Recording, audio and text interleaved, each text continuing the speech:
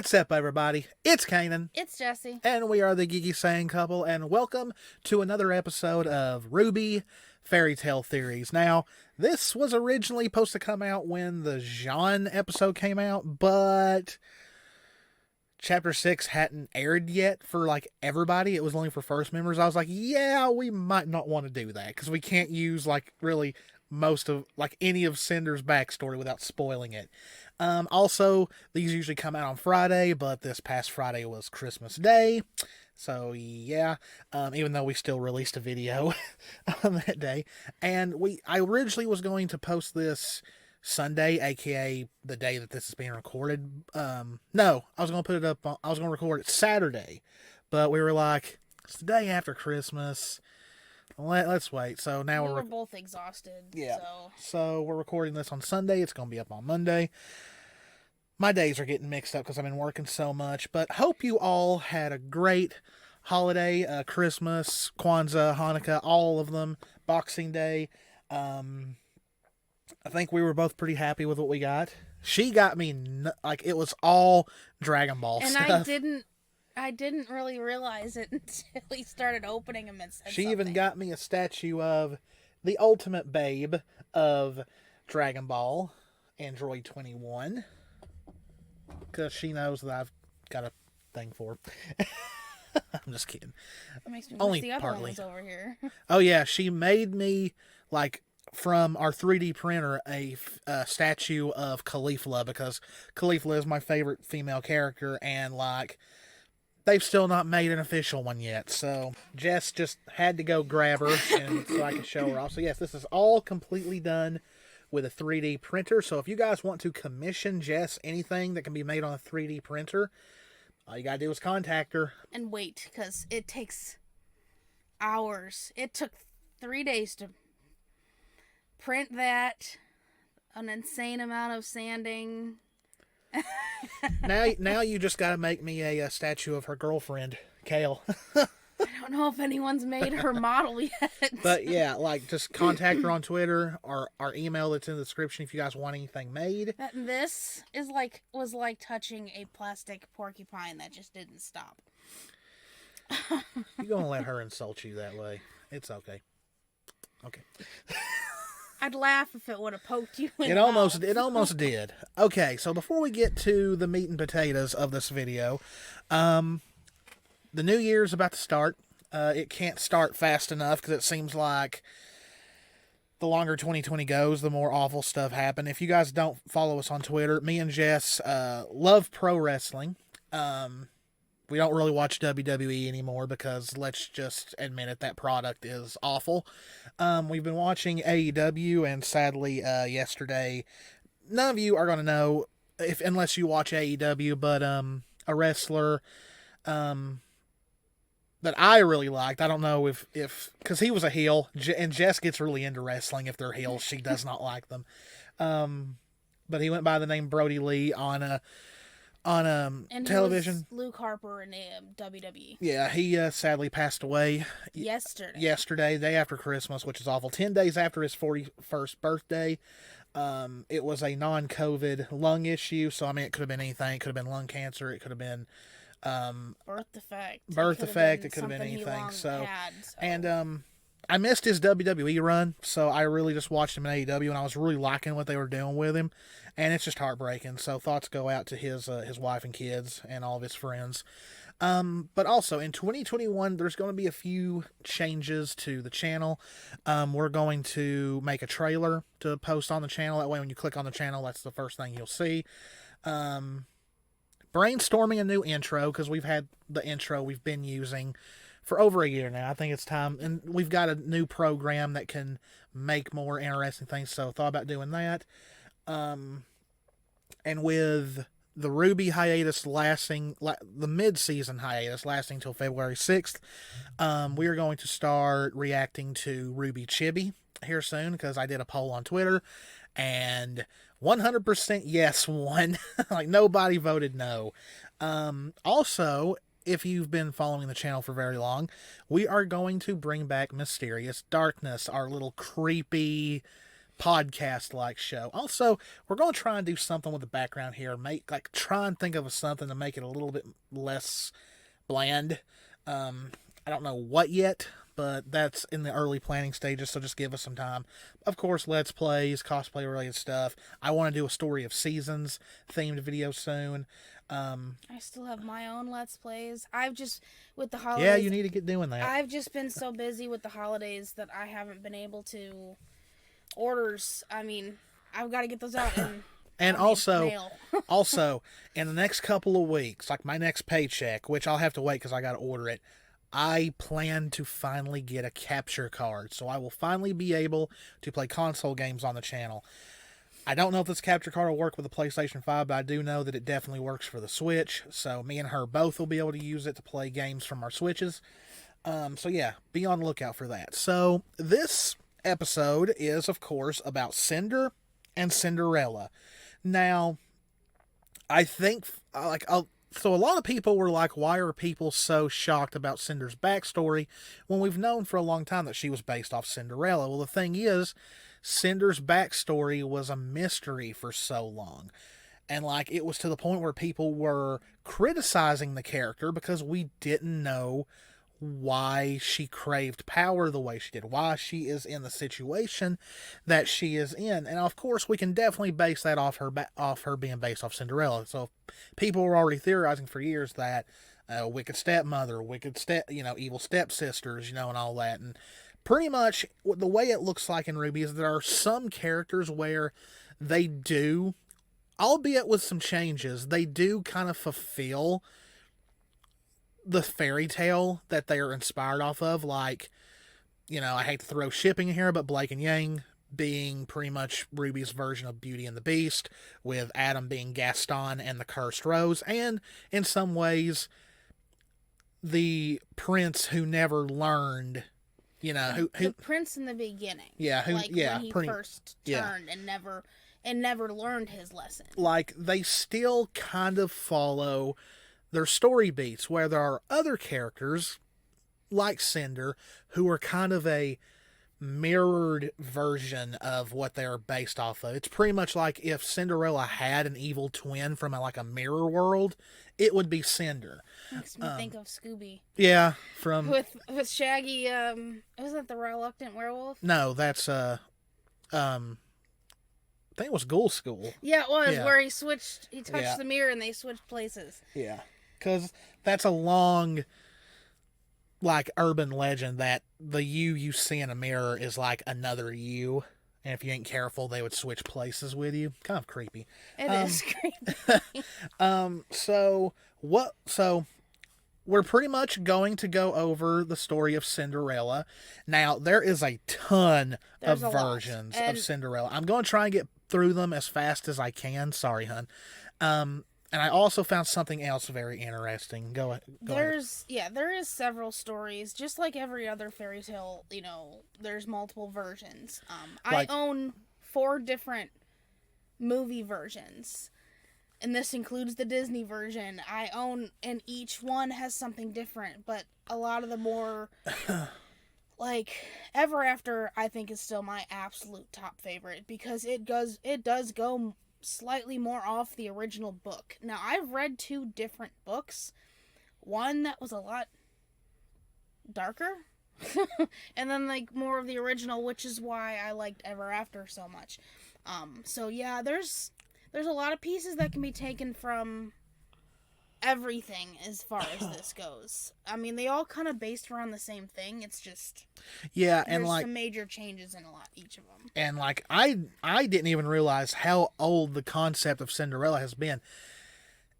There's been at least some kind of version of Cinderella since ancient Greece, a long time ago. And that's what? I didn't even know that. I just knew it was really, really old. So the first thing I want to cover is I was wondering who the character of Rhodes from Chapter 6 was based off of, because he was too old to be the prince or anything, even though in a way you could see that kind of, because not in a romantic way, but him trying to save her from the life she had. Maybe you could see that, but I found this. One of the earliest versions of Cinderella is called Rhodopis. And it's pretty much an ancient tale about an enslaved Greek girl who marries the king of Egypt. And it is considered one of the earliest known variants of the Cinderella story. And it goes all the way back to 6th century BC. And pretty much the whole plot of it is like it says, and it even has like the thing with trying on the shoes. So it's pretty much they tell the fabulous story that when she was bathing, an eagle snatched one of her sandals from her maid and carried it to Memphis, not Memphis, Tennessee. And while the king was administering justice in the open air, the eagle, when it arrived above his head, flung the sandal into his lap, and the king, stirred both by the beautiful shape of the sandal — he had a foot fetish — and by the strangeness of the occurrence, sent men in all directions into the country in quest of the woman who wore the sandal. And when she was found in the city of Naucratis, she was brought up to Memphis and became the wife of the king. So yeah, pretty much the king had a foot fetish, loved how it looked, and was like, go find this woman. I don't know if I got that far, but back then, like, I can understand. It's a funny way to think of it, but if you think about it, like, back then, the way things, especially in Egypt, how beautiful the craftsmanship of things made by hand were. Anyone that could have something that crafted and nice handmade by themselves would be someone worth looking for. I mean, yeah. So that is the earliest version of Cinderella. And now Rhodopis was the name of the girl, but I find it funny that the name of the huntsman who tried to help Cinder in the story was named Rose. Yeah. So I think that might be a play. Have taken that. He's like a little callback to like the earliest version of Cinderella's story. After that, there was a secondary predecessor of the Cinderella character, and it was from Anquility. And it was a story, pretty much a girl orphaned in early childhood, raised by her father, despite living in poverty, had dreamt of meeting a noble man. As she dozes off, the girl has a vision of a dove transforming into a woman, who instructs her on how to remove a physical imperfection and restore her own beauty. In another episode of the story, she and the other pretty much the other women are made to attend a feast hosted by a regent.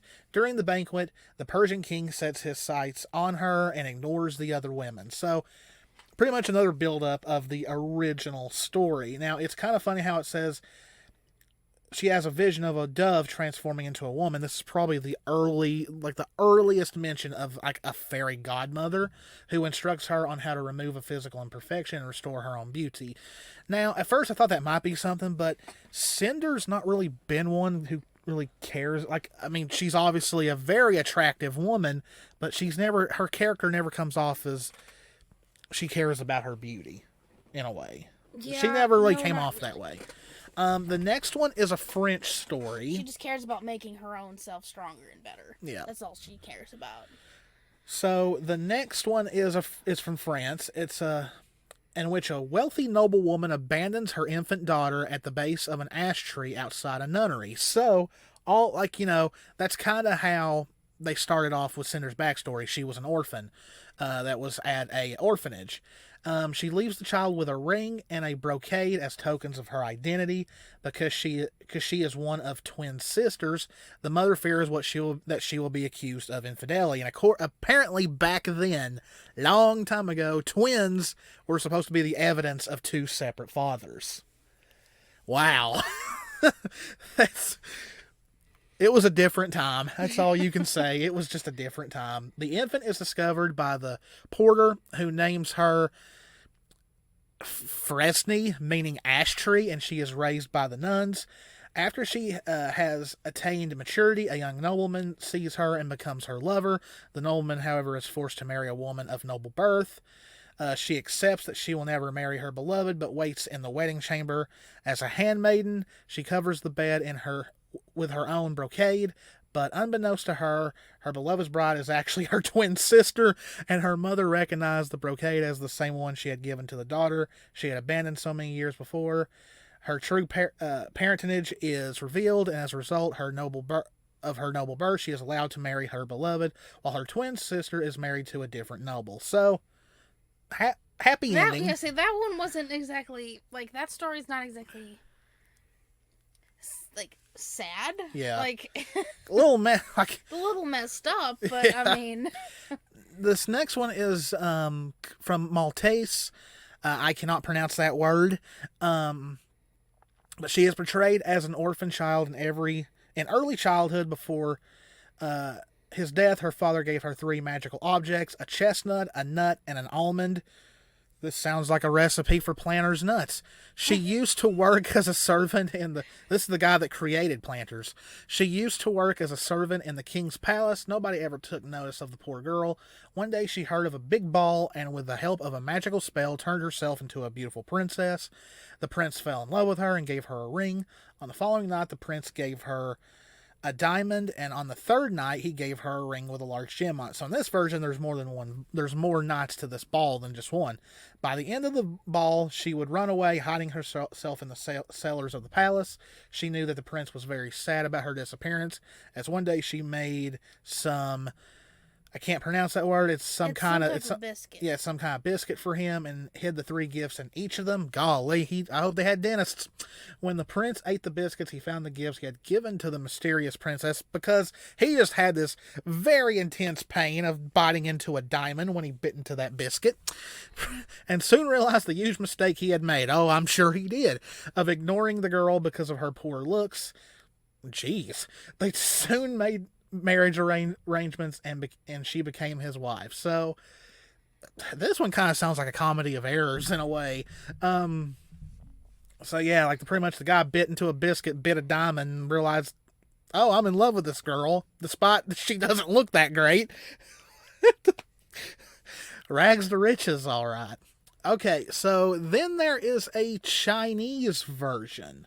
In this version, the girl is the daughter of the local tribe leader who died when she was young. Because her mother died before her father, she is now under the care of her father's second wife, who abused her. She befriends a fish, which is the reincarnation of her deceased mother. What a sad second life. Her stepmother and half-sister kill the fish. Well, it just got even worse. But she finds the bones, which are magical, and they help her dress appropriately for a local... So she is using the fish bones of her dead mother. Reincarnated. Like, I understand, like, cultural importance and all that, but this is just wow. Including a very light golden shoe. Why just one? Her stepfamily recognizes her at the festival, causing her to flee and accidentally lose the shoe. Afterwards, the king of another sea island obtains the shoe and is curious about it, as no one has feet that can fit the shoe. The king searches everywhere and finally reaches her house, where she tries on the shoe. The king realizes she is the one and takes her back to his kingdom. Her cruel stepmother and half-sister are killed by flying rocks. Variants of the story were also found in many ethnic groups in China. Flying rocks. So apparently, in this story, rocks had wings, because it doesn't say throwing, it's flying rocks. So, I don't know. But, yeah, like... You did that. Well, it's like, could you imagine a rock trying to fly through the air? It'd be like, ugh, ugh. And it just gave out and it fell and hit these women on the head. That's all I can think of. And like, it would be like the sound effect when a little Mario hits one of the blocks that's not breakable, and it's like dunk, dunk, dunk, dunk. I was gonna more think of when a rock falls on Wile E. Coyote. Anyway, another version, which is called 1001 Nights. So it says several different variants of the story appear in the medieval 1001 Nights, also known as the Arabian Nights. So there was a version of Cinderella in that long tale as well. So pretty much there's like 1, 2, 3 stories, all dealing with the theme of a younger sibling harassed by 2 jealous elders. In some of these, the siblings are female, while in others, they are male. One of the tales departs from the happy ending of previous variants and reworks the plot to give it a tragic ending, instead, with the younger brother being poisoned by his elder brother. So, yeah. Then there's another one called Tam and Cam, Tam and Cam. It's from Vietnam, and it's similar to the Chinese version. The heroine, Tam, that's how I'm going to say it's pronounced, it's probably not, also had a fish which was killed by the stepmother and the half-sister, and its bones also give her clothes. Later, after marrying the king, Tam was killed by her stepmother and sister and reincarnated several times in the form of a bird, a loom, and a gold apple. She finally reunited with the king and lived happily ever after. Okay, so the main themes, pretty much the folk, like all of them are pretty much about unjust oppression and triumphant reward. And it's funny because in Cinder's tale, yes, it's unjust oppression, but it's the triumphant reward that Cinder is having a hard time achieving because she went the opposite direction. Yes, exactly. Which Rhodes was trying to lead her to go towards that direction, but her anger and frustration it was corrupting her from the beginning anyways. Like, she was learning, but then switched. And then also, even the word Cinderella, by analogy, has come to mean one whose attributes were unrecognized, one who unexpectedly achieves recognition or success after a period of obscurity and neglect. So, you could say she maybe kind of achieved that recognition from Salem, but the way the show's going, Salem is kind of a double-edged sword. Yeah, she's one part the fairy godmother, but she's also still the wicked stepmother because she builds Cinder up and then just brings her back down. Doesn't Salem represent the Wicked Witch too? Yeah, and so like the whole, it kind of fits, like both. They intertwine slightly because she'd be the evil version of the fairy godmother. Yeah, now after that, there was several European versions written, and they all pretty much follow around the same story. So I can't remember which one it was where, like, the fairy godmother very first makes her appearance, because there's several versions, and I don't want to read all of these, like, word for word for you guys, because we'd be here forever. Oh, here we go.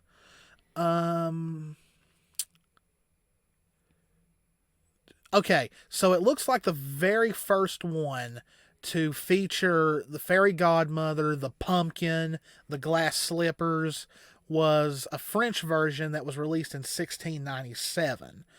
And I wonder if this is the one where the stepsisters cut their feet up to try and make it fit. Let's see. You can cut this out if you want to. I don't remember if this is the...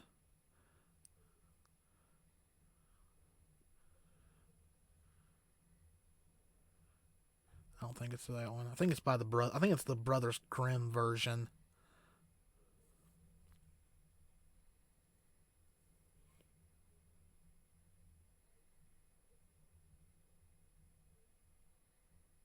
Okay, yeah. Okay. 3, 2, 1, go. The next very well-known version was by the German brothers Jacob and Wilhelm Grimm, the Brothers Grimm, which was in the 19th century, and pretty much the name of their version of the tale is Cinderella in German. This one is much more intense. It's very there's several versions of Cinderella where Cinderella's father is alive or dead. But this is the version where the stepsisters mutilate their feet. Which is interesting because, I mean, in the Ever After version, that's the same time period in France, but because the first thing they mention when that the two people that go to meet the queen, the current queen, before they get retold the story, was the Brothers Grimm. So It's definitely interesting. But yeah, this is the one where like the stepsisters cut their heels off to try and get the glass slippers to fit, and they still won't fit, and it's just yeah. So almost every version has like the stepmother or stepsisters in a way, or some variation of that. The earliest versions, of course, did not have the fairy godmother, the pumpkin carriage, and all that, because it seemed like there was a time period where a lot of the fantastical stuff in storytelling kind of... Ever After's like that. Yeah. There's no actual fairy godmother. Yeah. It was Leonardo da Vinci was actually the one that was in that story. Yeah. He used his artistic skills to transform her and put her just in a carriage. Like, there was no pumpkin, there was no magic, there was, the slippers, they weren't formed, they were actually her mother's wedding shoes. So there, and like the ball gown, the curfew, all that was added in later versions. Like in one version there was more than one ball. There was one that had up to 3 nights. The ball lasted up to 3 nights. The whole curfew thing was added later.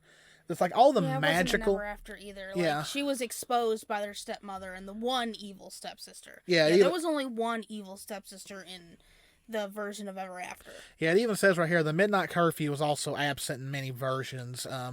Because in most of them, she leaves just so her stepmother and stepsisters won't catch her. Or in some versions, she's simply got tired and went home. Now...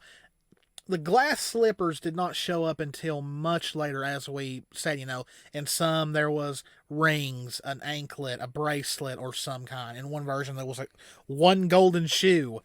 But it seems like in every single one of them, there is a point of the revelation that this is the girl they're looking for.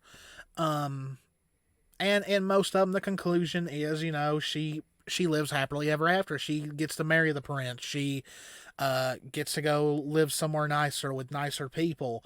There's not that many versions where it ends bad, though. There are some that do. And, of course, one of the most well-known interpretations is, of course, the Disney version that came out in 1950. And that's the version that a lot of people base their knowledge of the story of Cinderella from. Because, sad to say, reading books has kind of died in a way, because there used to be things called books that had a back and a cover and it had paper in it with words on it and you read it. Now everything's digital. Actually, thinking about it, I have more than one version of Cinderella because you have to include, because I just saw the live action ones as well. There's that, and then they've also got the mixed ones where they've mixed different parts of life, like a Cinderella story with Hilary Duff. There's one with Selena Gomez as well, and they actually Into the Woods. That musical. That too. There's a lot of different versions, and they all take parts from different versions of Cinderella. So, especially even the ones that I watched the most, like Ever After, and another favorite one is the Rodgers and Hammerstein version with Brandy, which really, really underrated. It's a beautiful version of it because it's a lot different, and it brings a whole bunch of different things in it. But each story between all the versions that I've had then that exist, there's different pieces that relate back to the original stories. Like, that's not all just, like, Disney-based. Well, so. Cinderella has such a universal theme because back in the day, whether it was here in America, in England, in any other part of the world, they went off the basis that if you had servants, of course they were treated badly. Not all cases. There were some people who did treat their servants very well. In many cases, there was a lot of cases where they treated their servants like family. But there were a lot of people who did not want their servants seen in a lot of cases. Like if they stayed too long in the room, they messed up, they were punished. And that's very prevalent in Cinderella, and it was also prevalent in Cinder's story. So on Cinder, So it's funny because Cinder's name has two different meanings, of course. It is a play on Cinderella, but also cinders are, from fire. And just like Yang, she has a fire semblance. It's different than Hers Yang's. is more used through the dust infused. Yeah, she can make like glass weapons out of flame, pretty much. 'Cause that's how they make like the glass sculptures and all that. They had mentioned that, like in the beginning, I think Glenda was the one to mention the dust-infused clothing. Yeah. But the thing is we know that Cinder has, like, the dust is obviously infused through her semblance. So, I mean... Yeah. It's a little bit different, and she uses it to an advantage through her clothing. Well, also, we saw when she was a kid, she could already use it because she used it on that brush, and when she threw it down, it created a smoke bomb, pretty much. So when Cinder it's like Cinder's been around since Volume 1, Chapter 1. And like she was kind of just put into the plot, and we were made to believe she was the main villain for the longest time. Her and Roman, along with Emerald, Mercury, and Neo. So yeah, for the longest time, well, of course Adam as well, but for the longest time we thought Cinder was the big bad. This was before Salem was introduced. But as the volumes went on, I don't remember not much being talked about during the volume 1 to 3 days, but by the time we got to volume 4 or 5, people were like, what is Cinder's story? Like, we kind of already gathered that she's probably a Cinderella character, but what happened to get her where she is? Because Cinder could have been a very talented huntress. She's very strong, she's very driven. But we learned finally in Volume 8 about her backstory, and it's pretty much textbook Cinderella. She was an orphan. We don't even know if Cinder is her birth name. That's one thing we didn't learn. This could have been a name that they gave her. We just don't know. But she was at an orphanage. She was kind of picked on and all that. She tried to fight for herself, but there was always more people against her than ever for her. Like, she never had any support. She never had any backup or anything. And then this woman from a very high class Atlas hotel adopts her, but she adopts her just to be a servant at the hotel. And at first, you've got those like those scenes of Cinder standing outside the hotel, and like she kind of does, like she knows she's there to work, but she kind of has this hopeful look on her face like this maybe things will turn around. But we get the classic evil stepmother and the two evil stepsisters who just look down on her. Like, they laugh at her just because she's starving and simply wants some bread. They constantly antagonize her by, walking on the carpet that she just got done washing with their muddy shoes. Like, where were these two high-class girls at running through mud anyway in the middle of Atlas? Like, so it makes me wonder, though, was that orphanage located in Atlas? Like, is Cinder originally from Atlas, like, or from like the surrounding area? I would think so. For some reason, I always thought maybe she might be from Mantle. I don't know why. But we've discovered there is farmland. Yeah. In Atlas. Yeah. So, and that's kind of where that. It kind of looked like a country orphanage in a way. Yeah. So it's what it looked like. Like they were. It was probably near where those lands were. So.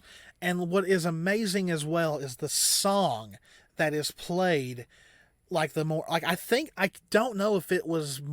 Like, there's one song that's playing during, like, showing her doing the chores and all that, and then there's another one that plays when her and Rhodes fight. I don't know yet if those are, like, I don't remember in the credits yet.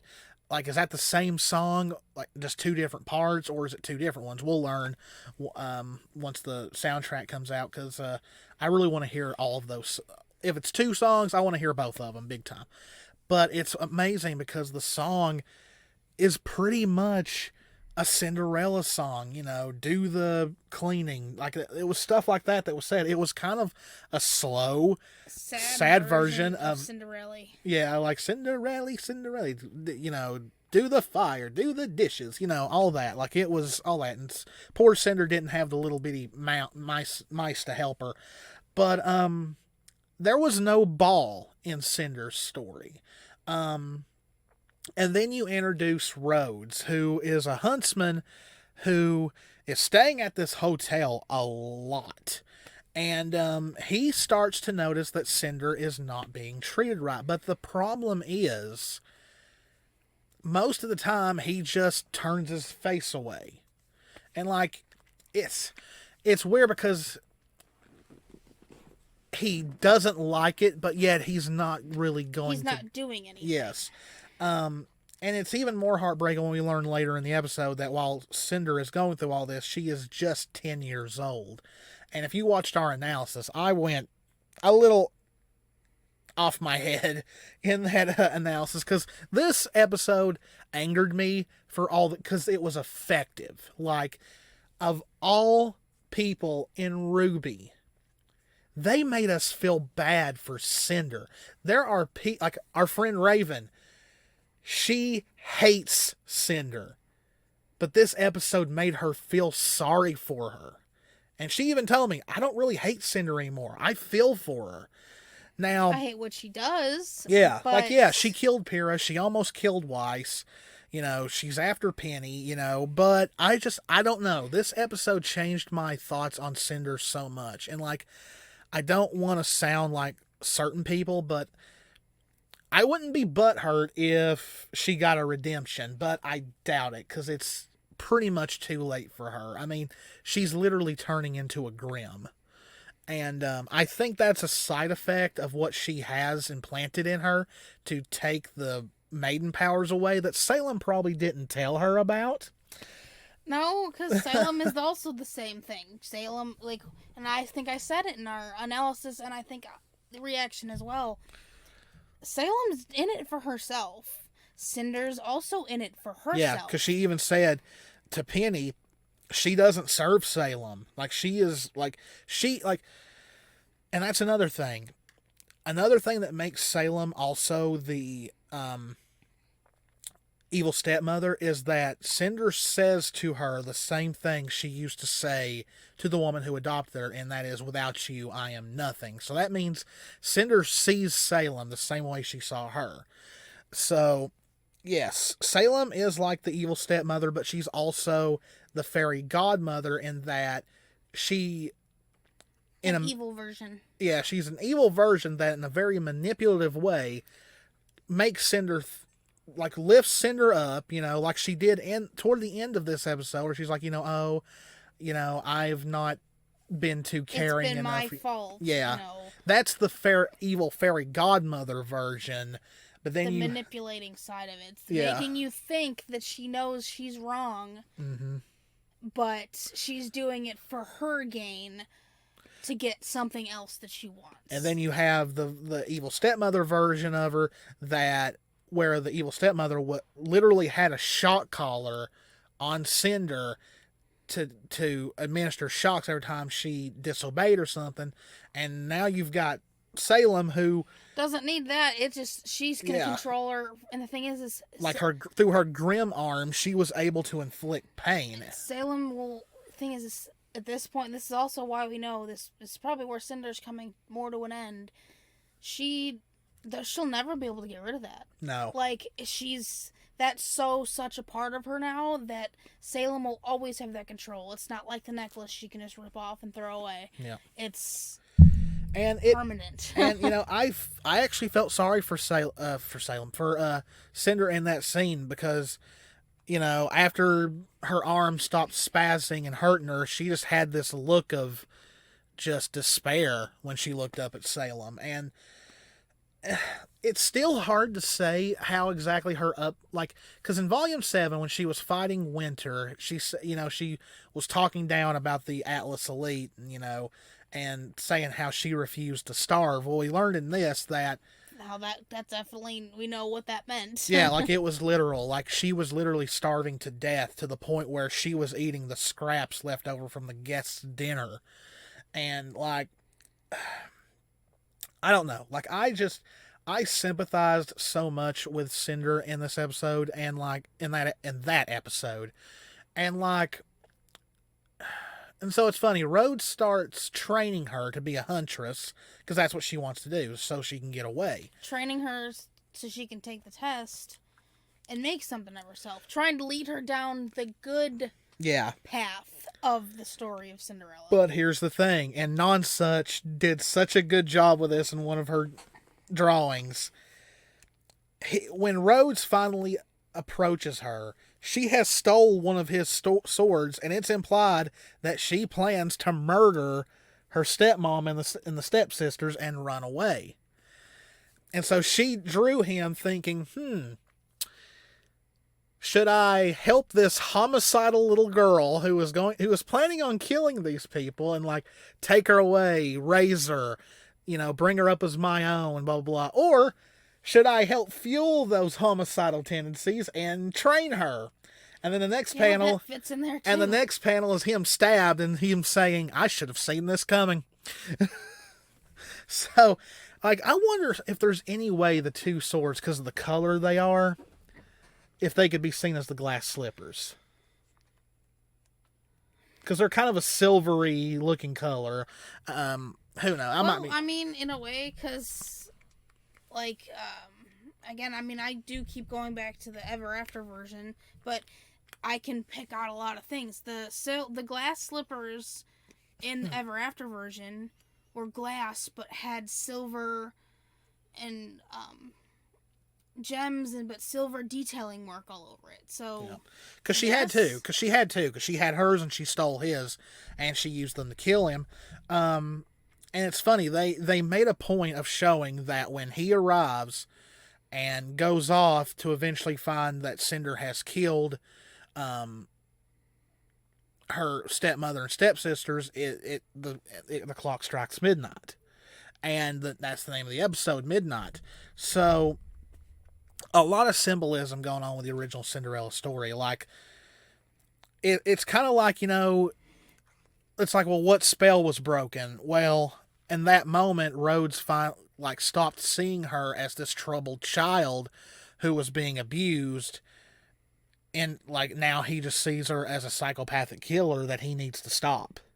Because she might go out and hurt somebody else. And it's heartbreaking because she has, like, at first I thought she looked crazed when she says, I don't have to run now. But she looked hopeful, like free. And then she automatically had heartbreak when she saw that he was going to attack her. But she quickly got back over it and started fighting him. Then, and like, I don't think the way he looked, he knew he was going to have to stop her, but in his intention, I really don't think he was going to actually kill her. Well, no, and a lot of people have pointed out somebody said that. I don't remember who I saw it, but someone did point out that when he reached for her and she stabbed him, after being abused for so many years, she reacted out of reflex and stabbed him because she thought maybe he was going to hurt her, and all he did was place his hand on her head, like, but even then she recovered. She recovered very fastly, realizing she killed him. Yeah, but she also just then the realization, the look was, what's done is done at this point. Yeah. Now, then that's what truly led to her where she is now. Like she rips the collar off. She looks up at the moon and she smiles, still very hopeful, and a tear goes down her face. And like I said, Cinder's story is the perfect analogy of evil isn't born, it's created. And in this version of Cinderella, the abuse was so much that even the one bit of hope that was trying to bring her out of it and still didn't build her up still didn't fix it. No, and she just built up more. And she did get her freedom, but it was through cold-blooded murder. So after she leaves the orphanage to when we find her in Volume 1, we still don't know what exactly all Cinder did.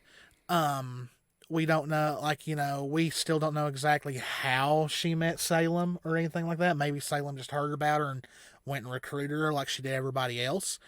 But I think, unlike everybody else, Cinder never really cared about what Salem told her that she wanted to accomplish. Cinder saw this as a way to never be under someone's foot again. She could grow powerful from this. She could be the one to give the orders and all that.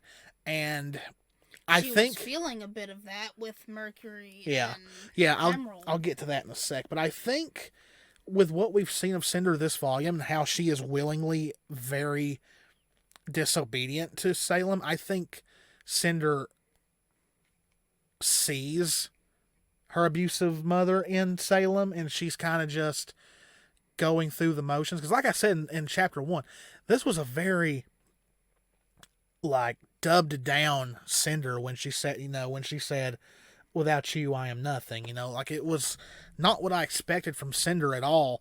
So I think, yeah, she realizes Salem is the same. And so she just goes with the motions that she grew up with. But when it's behind Salem's back, she's plotting. She does not want to serve another master. She wants to be the master. But, and I'm not saying this is everybody, but there have been cases of abuse victims becoming the abuser. And Cinder has kind of become what she used to hate toward Mercury and Emerald, especially Emerald. Because she sees how blindly Emerald will follow her because she thinks she saved her. Yeah. And where Mercury is coming out of that. I think she's still in there, but you can tell when someone says something like Mercury did, it's sparking something. You can see it in the look. Excuse me. You can see it in the look in her face and her eyes, and especially this last episode. Yeah. Like, and right after our video, which it's starting to make sense of everything, like what we said. We're Emerald's kind of that direction. Emerald's gonna say that name, and Jen's gonna come and go, "You ain't never had a friend like me." And then the look on Mercury's face. Yeah, Mercury went from doubting her to being like, "Do what you got to do." Yeah. I think that. Maybe not Tyrion. No, I don't think Tyrion. But I think all of them are eventually going to turn against Salem at this point. And the thing is I just have a slight feeling that since they're going to Vacuo, Mercury's gonna probably do what he can to prolong things and like to figure out how to sabotage something. I kind of hope if they do another Coffee and Sun, Team Coffee and Team Sun novel, that Tyrion and Mercury show up. Yeah, I think, but that look, just that last, at first I wasn't sure, but then that last look tells me he's gonna do something to prolong everything on their mission. Because his face softened and he gave her a nod. Yeah. So I even said in the reaction, I don't even care for Mercury. Like, and I even said in the reaction, I was like, "There's defection going on." I think, but the thing is I really think I've always said that. I think Emerald's first. And then the realization of, the other one. Hazel? Yes. I couldn't remember the name. Everybody wants Hazel to adopt Mercury and Emerald. Well, it's because all the characters... It'd be interesting, because, he'd know what they went through, but also, he's hitting realization, too. Yeah. Like... And really, at the end of the day, most of them are characters who went through some kind of injustice or trauma, and Salem took advantage of that and brought them to her side, making them think that she's the only chance they have of bettering themselves. And I think they're all starting to realize this ain't it. Especially after everything that Hazel had heard. Like, he heard the entire story and he didn't know. He kept saying that he wasn't, he couldn't believe it. She can't be killed. I've tried. But then when Oscar just spilled the beans, pretty much, he goes, "That's it. You're going to seriously just give her what she wants." No, giving you this. Okay, like, we're getting off topic. We're going on a tangent again. We always seem to do that. Well, everybody does. And like I said, pretty much Cinder is a mirror version, alternate mirrored world of Cinderella. Like, if Cinderella looked into a mirror, that other side, that her horror side, the evil side, her other self, it'd be Cinder. like I said, it's hard for me to look at Cinder the way Cinder's always been one of my favorite villains. Um, 'Cause, I mean, let's face it, she's not bad looking, grim arm and all, and Jessica Nigri does such an alluring voice as Cinder. Like, I don't know if that's how she actually sounds or if she changes her voice any, but I've always liked Cinder, even after she killed Pyrrha and almost killed Weiss and all the awful stuff she's done. But that's if you can actually like the villain, then that's a very interesting villain. But now it's like, God, I kind of want her to at least get some kind of gratification before the inevitable happens. But I don't know. It's like I said, RWBY has this very bad habit of making us feel sorry for the villains. They're supposed to be villains because we want them to get beaten, not oh, this child I want to take as my own and take care of and baby and give them nothing but love. It's like, that's not how villains are supposed to work. I want these villains to be like Frieza and Cell and all that. I want them to get beaten. I don't want to baby them. It's just showing that, like, I mean, yeah, we have the villains, but definitely not the villain. Like, if they're wanting to lead up to the one that's truly the most despicable person in the world, and that's Salem. Well, I think it's because RWBY is very good at, like, despite what people say about them, RWBY has always been very good at portraying, like, trauma and just all different kind of bad backgrounds that people could come from and relate to that. And like, they've, like, coming from someone who is a psychology major, they've always done a good job at showing characters being manipulated, and Salem, say what you want about Adam, but Salem's got him beaten manipulation like no other. Like, I think the only one she truly hasn't manipulated is Tyrion. That's just because he is batshit loco crazy. He's just insane. Like, he has been eating so many Fruit Loops that he's seeing Toucan Sam everywhere. So I think we've went on enough. It's almost an hour. I knew this was going to be the longest episode, but yeah. So far, anyway. Yeah, so can't really say where Cinder's story is going to go as of right now, but I do I remember hearing around Volume 6 that Jessica Nigri was only signed to Volume 8, so this may be Cinder's last volume. Where will the Fall Maiden powers go? I think they're going to go to Neo, to be honest. But we'll see. She could have re-signed and be back in Volume 9, and we just don't know. But I think the fact that we got the backstory this volume is a sign of something. So we're going to see how her true Cinderella story ends. Could go to Emerald. Yeah, it could go to Emerald, but I don't know. It's hard to say. Because, I mean, what's really the point of Neo at that point? But to just throw her under the bus? I don't know. I don't know. We'll see, but I hope you guys enjoyed the video. I was looking forward to making this one because I just really loved Cinder's backstory. And of course, if you did, please hit that like button, hit that notification bell, leave us a comment, tell us what you thought. Please consider subscribing. We are 2 away from 340 subscribers, and we are trying our best to hit 400 ASAP. Thank you to our Patreon supporters. If you guys would like to support us on Patreon, it's the lowest one is $1. You'll be able to see some of our reactions early. We're going to try and think of other stuff to make Patreon only at first and all that. It's going to come within the new year, so just give us time to plan all that out. I've been working a lot of hours, and next week I'm going to have a lot more free time, so I've got some stuff planned. She's got some stuff planned. So yeah, guys, hope you enjoyed it, and I don't know which theory we're going to do next week. It's still up in the air. Like I said, we do plan to do a really big Bumblebee and Beauty and the Beast one, but that's either going to be after Volume 8 or if something happens in Volume 8. But as always, guys, this is Kanan. This is Jessie. We love you all very, very much. Stay safe out there. Take care of yourselves. Stay warm, and we will see you in the next one. Bye. Bye.